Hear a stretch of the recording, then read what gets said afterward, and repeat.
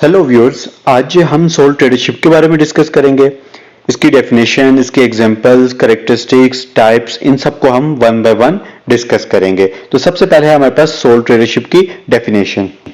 Sole proprietorship की अगर definition देखें तो एक यूनिकॉर्पोरेटेड बिजनेस को कहा जाता है। यूनिकॉर्पोरेटेड से क्या मुराद है कि एक ही बंदा, सिंगल पर्सन इसका ओनर होता है और वो इंडिविजुअली ही तमाम के तमाम प्रॉफिट को लेकर जाता है। वो प्रॉफिट डिस्ट्रीब्यूट नहीं होता। अब प्रॉफिट डिस्ट्रीब्यूट नहीं होता तो कोई भी लॉस, डेट या फिर लाइबिलिटी कुछ भी डिस्ट्रीब्यूट नहीं होता, वो भी उसे अकेले ही बेयर करना होता है। प्रॉफिट भी वो ले जाता है और ये सारी चीजें भी उसी को बेयर करनी पड़ती हैं।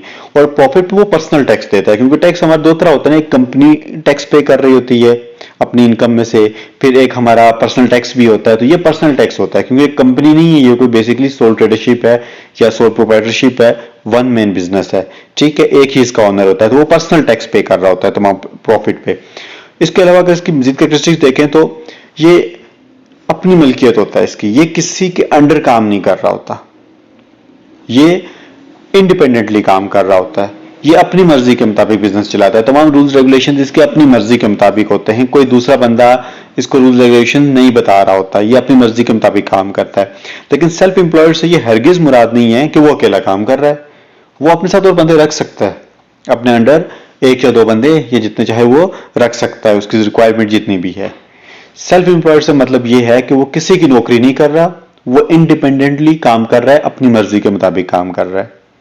तो अगर इस डेफिनेशन को मैं सम अप करूं तो सिंपल सा इसका मीनिंग ये है कि सोल प्रोप्राइटरशिप एक ऐसा बिजनेस होता है जिसका एक ही ओनर होता है, वो तमाम का तमाम प्रॉफिट खुद लेता है और जितने भी लॉसेस या लाइबिलिटीज या डेट्स हैं उनको पर्सनली बेयर करता है, और साथ ही साथ कोई भी टैक्स पे करना तो पर्सनली करता है। तमाम रूल्स रेगुलेशंस उसके अपने बनाए गए होते हैं, कोई भी वो किसी के रूल्स रेगुलेशंस को नहीं फॉलो करता और वो किसी के अंडर काम नहीं कर रहा, तो वो इंडिपेंडेंटली काम कर रहा होता है, जैसे वो चाहता है तो वो काम करता है। ये होता है एक सोल प्रोप्राइटरशिप।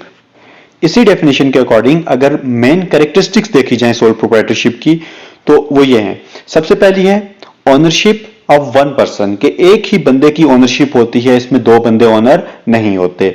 सेकंड इसकी कैरेक्टरिस्टिक है कि freedom of work and quick decision. Freedom of work से क्या मुराद है कि काम करने में आजादी, कि जिस तरह चाहे वो काम करे, अपने रूल्स रेगुलेशंस के मुताबिक काम करेगा, अपनी पॉलिसीज अपनी स्ट्रेटेजीज होंगी उसकी, वो किसी के बताए हुए रूल्स पे नहीं काम करेगा, वो किसी के लिए काम नहीं कर रहा, वो बेसिकली अपने लिए काम कर रहा है, वो इसलिए वो बाउंड नहीं है, कोई इसको बाउंड नहीं कर सकता, अपनी मर्जी के मुताबिक जैसे चाहे वो काम कर सकता है। और इसी के साथ बताया गया कि क्विक डिसीजन, कि अपनी ही मर्जी के मुताबिक, अपनी अंडरस्टैंडिंग के मुताबिक वो क्विक डिसीजंस ले सकता है, उसको किसी के लिए वेट नहीं करना होगा कि फला बंदा मुझे अथॉरिटी दे या फिर फला बंदा मुझे परमिशन दे तो मैं ये काम करूं, वो अपनी मर्जी के मुताबिक काम करता है। थर्ड इसकी कैरेक्टरिस्टिक है कि enjoy entire profit. Entire profit से क्या मुराद है कि जितना का जितना मुनाफा होता है बिजनेस में, जितना जितना वो अर्न करता है, वो अकेला उसका ओनर है, वो अकेला ही वो एंजॉय करेगा, कोई दूसरा उसमें पार्टिसिपेट नहीं करेगा। फिर next absence of government regulations. Basically ये जो सोल ट्रेडरशिप होती है ये कहीं से रजिस्टर्ड नहीं होता। रजिस्टर्ड से ये मुराद कि कोई रेगुलेटर नहीं होता इसके ऊपर।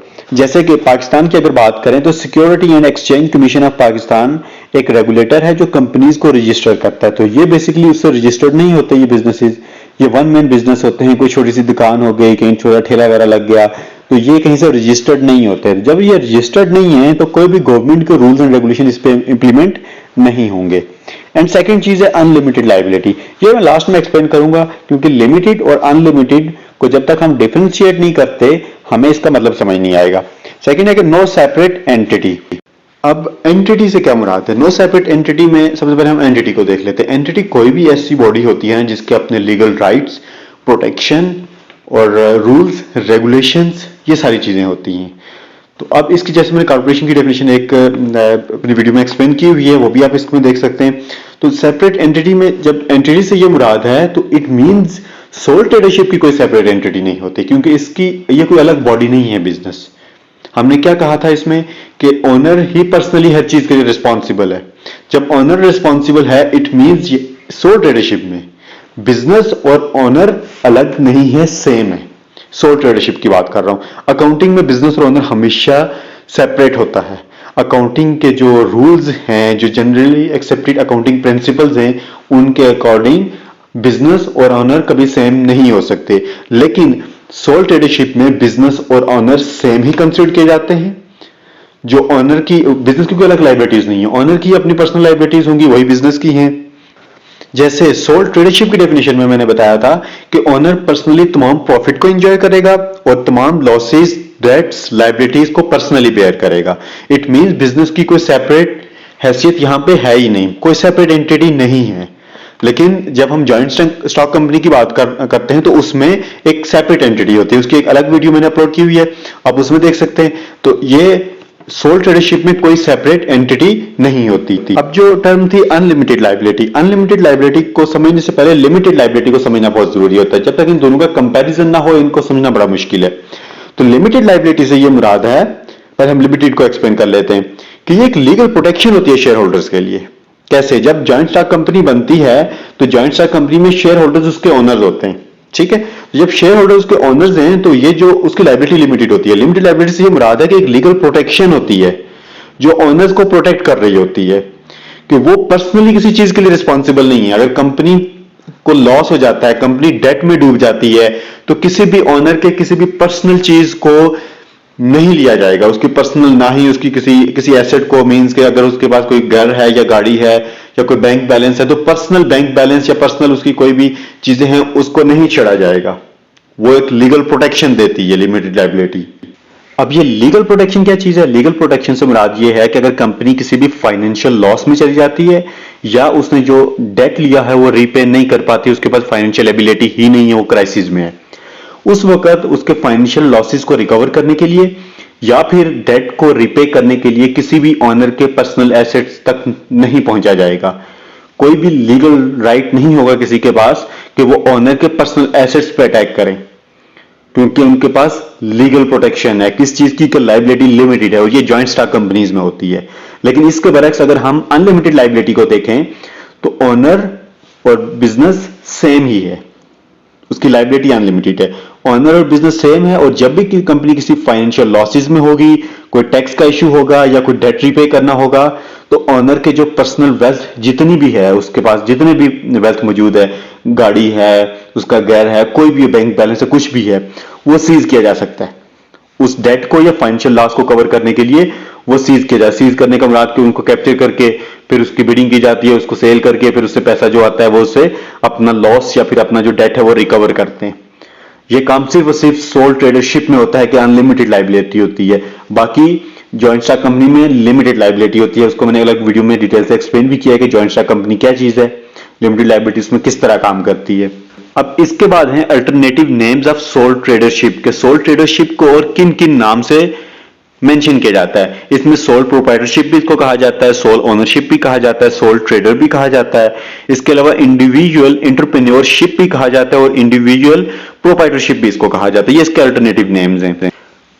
अब सोल ट्रेडरशिप की कुछ एग्जांपल्स हैं कि किस किस तरह के सोल ट्रेडरशिप हमारी आम सोसाइटी में होते हैं। इसमें कुछ बिल्डर्स हैं जो बिल्डिंग्स वगैरह बनाते हैं, प्लम्बर्स हैं जो इंडिपेंडेंटली काम कर रहे होते हैं, इलेक्ट्रिशियंस हैं जो इंडिपेंडेंटली काम कर रहे होते हैं। याद रखना ये सारे जो है ना, ये सारे इंडिपेंडेंटली काम कर रहे हैं, किसी पर डिपेंडेंट नहीं है। पेंटर्स हो गए, डेकोरेटर्स हो गए, टैक्सी ड्राइवर्स, विंडो क्लीनर्स, इसमें सिर्फ उन लोगों का है जो इंडिपेंडेंटली काम कर रहे हैं। जैसे कि टैक्सी ड्राइवर, कुछ लोग वो होते हैं जिनके पास अपनी टैक्सी होती है, वो सोल ट्रेडरशिप ही कहलाएंगे। लेकिन कुछ लोग होते हैं वो किसी से रेंट पे टैक्सी ले रहे होते हैं, तो वो इसमें नहीं इंक्लूड होंगे।